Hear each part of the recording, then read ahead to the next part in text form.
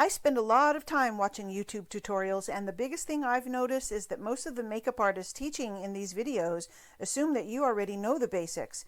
They're not explaining the very first steps that you should take, like how to set up your makeup table, the importance of good lighting, or even what foundation is even for. Don't get me wrong, there's a lot of great artists on YouTube, but if they're teaching an eyeshadow technique, they probably figured that you already know how to do everything that comes before that, like foundation and beard covering. If you're an absolute beginner, or even if you have some experience but want to really step up your makeup game, then you need to know the best practices to boost your speed and efficiency, as well as pick up a ton of new tricks. Wouldn't it be great if you had all those videos in one place by one artist who has tons of experience with male to female students and their unique needs? I've been teaching makeup to trans women and crossdressers for 25 years, and I developed a complete A to Z makeup course just for male to female students. Everything you could possibly need and imagine is in this course, starting with the very first steps. Just check it out for yourself and you'll see how complete it is.